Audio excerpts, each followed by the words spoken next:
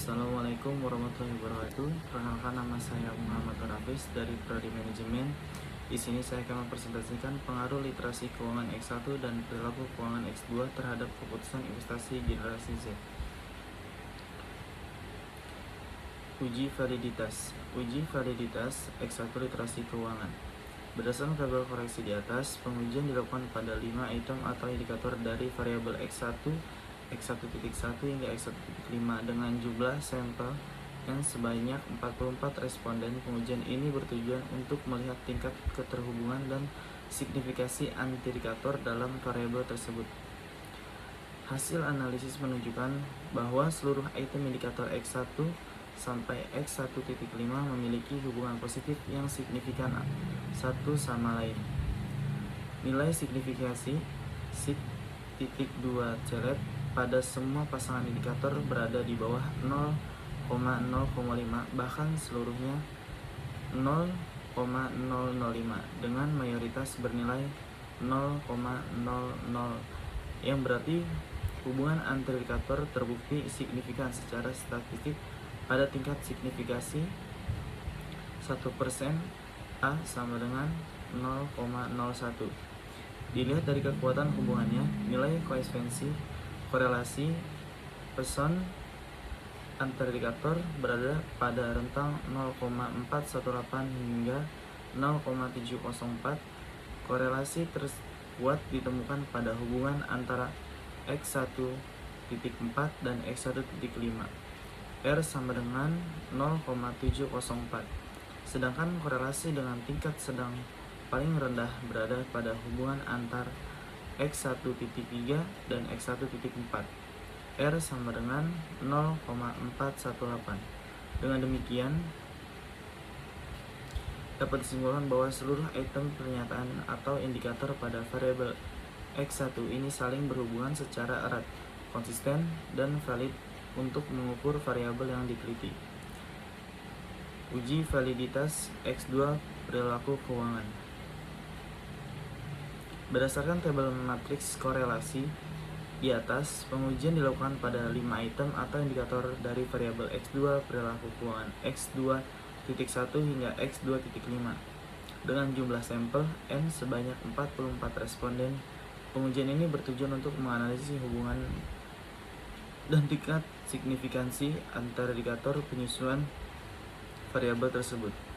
Secara umum, mayoritas hubungan antar indikator menunjukkan korelasi positif yang signifikan pada tingkat A sama dengan 0,01 SIG.2 min celet 0,05. Korelasi terkuat ditemukan pada pasangan indikator X2.3 dan X2.4 dengan nilai koefisiensi korelasi person sebesar 0,795, P sama dengan 0,00, disusul oleh hubungan antara X2.4 dan X2R, X2.5, R sama dengan 0,689, P sama dengan 0,000. Namun terdapat satu pengecualian pada hubungan antara indikator X2.2 dan X2.5, di mana nilai koefisiensi korelasinya hanya sebesar 0,243 dengan dinilai signifikan SIG.2 min celet sebesar 0,113 karena nilai signifikannya lebih besar dari 0,05, 0,113 sampai dengan 0,05. Maka hubungan antara indikator X2 dan X2 dan X2.5 tergolong tidak signifikan secara statistik. Meskipun demikian, karena kedua indikator tersebut tetap memiliki korelasi yang signifikan dengan indikator-indikator lainnya, seperti X2.1, X2.3, dan X2.4. Secara keseluruhan, variabel X2 perilaku keuangan masih menunjukkan struktur keterhubungan antara item yang terjalin dengan baik. Keputusan investasi. Berdasarkan tabel matriks korelasi di atas, pengujian dilakukan pada 5 item atau indikator dari variabel Y. Keputusan investasi Y1.1 hingga Y1.5 dengan jumlah responden sebanyak 44 orang. Pengujian ini bertujuan untuk mengukur tingkat keterhubungan serta signifikansi antar indikator yang menyusun variabel keputusan investasi. Hasil analisis menunjukkan bahwa seluruh pasangan indikator Y1.1 sampai Y1.5 memiliki hubungan positif yang signifikan pada tingkat signifikasi 1% A sama dengan 0,01. Hal ini dibuktikan dari seluruh nilai signifikan sig.2 min Celet yang berada di bawah 0,05, rentang 0,000 hingga 0,008. Tingkat kekuatan korelasi person antar indikator pada variabel Y ini tergolong sedang hingga sangat kuat, berada dalam rentang 0,396 hingga 0,720. Hubungan terkuat ditunjukkan oleh pasangan Y1.1 dan Y1.2. R sama dengan 0,72, P sama dengan 0,000. Disusul oleh hubungan antara Y1.3 dan Y1.5. R sama dengan 0,718, P sama dengan 0,000. Sementara itu, korelasi dengan nilai terendah pada pasangan Y1.1 dan Y1.4, R sama dengan 0,396, P 0,008. Secara keseluruhan dapat disimpulkan bahwa di indikator-indikator penyusunan variabel Y, keputusan investasi saling berhubungan secara konsisten dan valid dalam mengukur variabel tersebut. Uji reliabilitas X1 literasi keuangan. Reliability statistik. Berdasarkan tabel reliability statistik di atas, pengujian reliabilitas dilakukan pada instrumen variabel X1 literasi keuangan yang terdiri dari 6 butir pernyataan N of item sama dengan 6. Hasil pengujian menunjukkan nilai Cronbach alpha sebesar 0,810. Suatu variabel atau instrumen penelitian dinyatakan reliable atau andal apabila memiliki nilai Cronbach alpha yang lebih besar dari 0,60 atau lebih 0,70. Bergantung pada batas kriteria yang digunakan, karena nilai Cronbach alpha untuk variabel literasi keuangan sebesar 0,810 sampai 0,60, maka dapat disimpulkan bahwa instrumen kuesioner pada variabel X1 literasi keuangan terbukti reliable dan memiliki konsistensi internal yang sangat baik, sehingga layak digunakan sebagai alat pengumpul data dalam penelitian. Perilaku keuangan.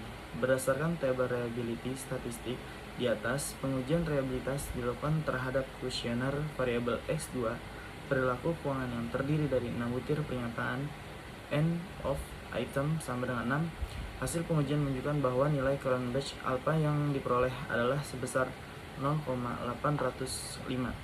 Secara umum, instrumen penelitian dinyatakan reliable atau konsisten apabila memiliki nilai Cronbach alpha melebihi ambang batas 0,60 atau lebih 0,70.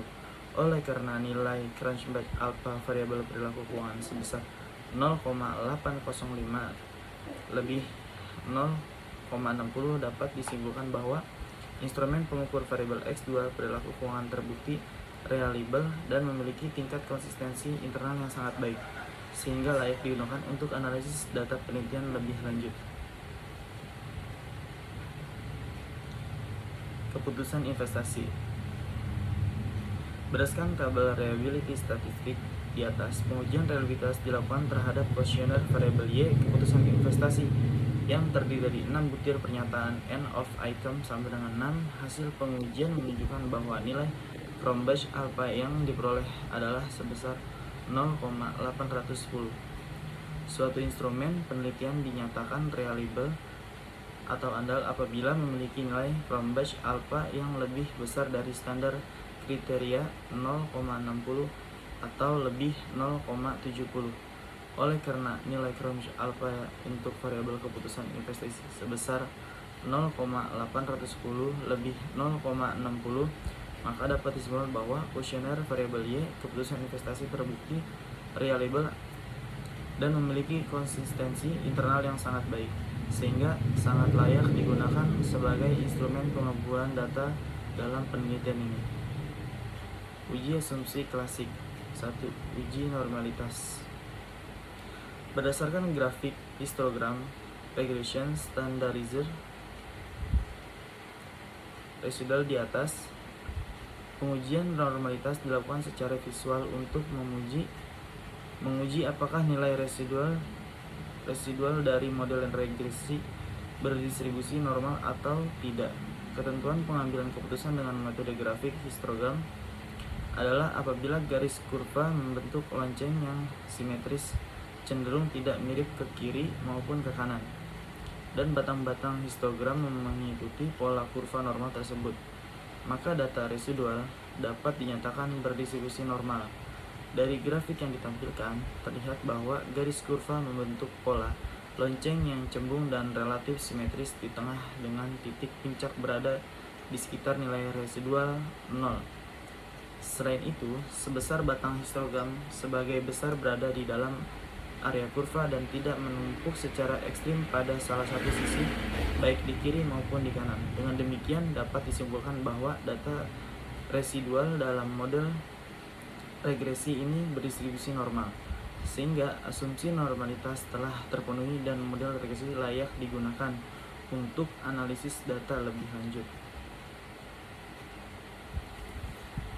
Berdasarkan grafik normal P min P plot of regression standardized residual di atas, pengujian normalitas dilakukan secara visual untuk melihat apakah nilai residual dari model regresi berdistribusi normal atau tidak. Ketentuan uji normalitas menggunakan grafik P min P plot adalah apabila titik-titik menyebar di sekitar garis diagonal dan kelompoknya mengikuti arah garis diagonal tersebut, maka model regresi memenuhi asumsi normalitas. Dari grafik yang disajikan terlihat bahwa titik-titik protek data penyebar rapat di sekitar garis diagonal linear dan polanya secara konsisten mengikuti arah garis dari titik 0,0 menuju sudut kanan atas 1,1. Tidak terlihat adanya penyimpangan atau pencilan Euler yang menjauh secara ekstrim dari garis diagonal. Dengan demikian, dapat disimpulkan bahwa data residual dalam model regresi ini berdistribusi normal, sehingga asumsi normalitas telah terpenuhi dan model regresi layak digunakan untuk pengujian hipotesis lebih lanjut. Uji multikolinialitas. Berdasarkan tabel Kevinson di atas, pengujian multikolinialitas dilakukan dengan melihat nilai toleransi dan varian inference faktor pada kolom probability statistik untuk masing-masing variabel independen X1 dan X2. Suatu model regresi dinyatakan bebas dari gejala multikolinialitas apabila memiliki nilai toleransi lebih 0,10 dan nilai FIF kurang 10,00. Hasil analisis menunjukkan bahwa variabel X1 memiliki nilai toleransi sebesar 0,561 dan nilai FIF sebesar 1,782. Dua variabel X2 memiliki nilai toleransi sebesar 0,561 dan nilai FIF sebesar 1,782.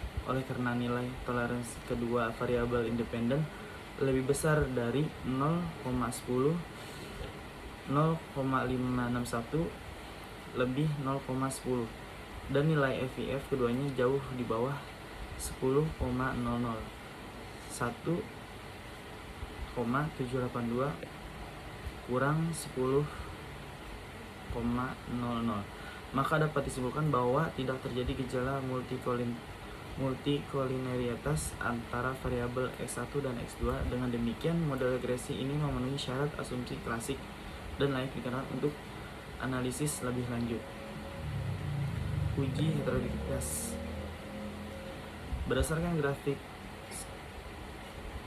scatter plot di atas, pengujian heteroditas dilakukan secara visual untuk mengetahui apakah terdapat ketidaksamaan varians dari residual satu pengamatan ke pengamatan lain dalam model regresi. Suatu model regresi dinyatakan bebas dari gejala heteroskedeitas, memenuhi asumsi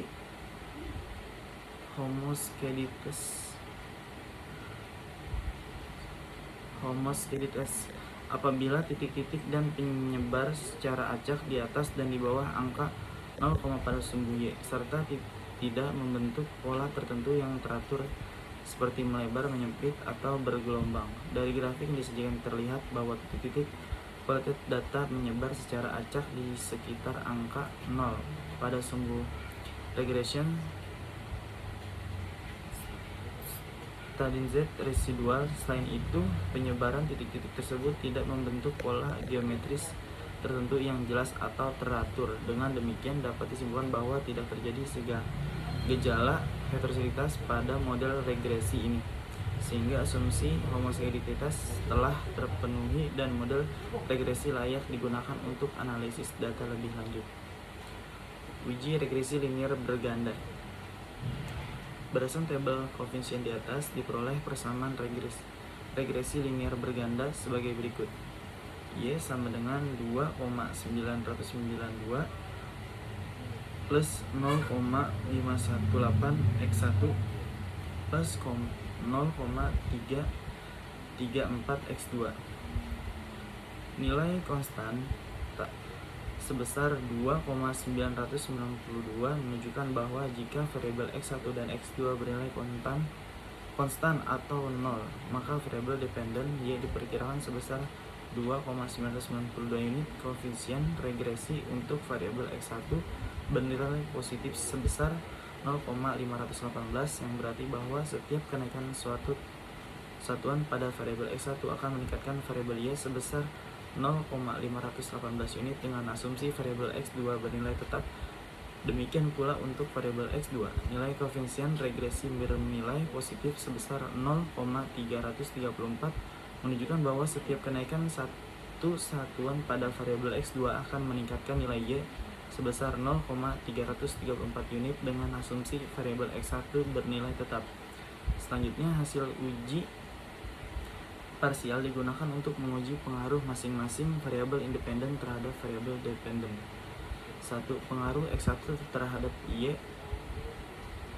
Variabel X1 memiliki nilai hitung sebesar 4,270 dengan tingkat signifikansi sebesar 0,000 karena nilai P value kurang 0,000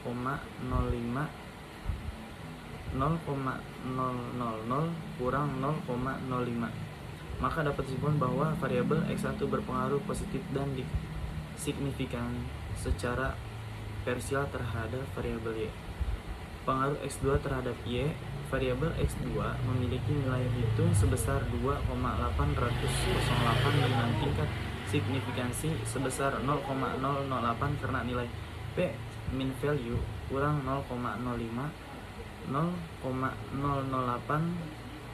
kurang 0,05, maka dapat disimpulkan bahwa variabel X2 juga berpengaruh positif dan signifikan secara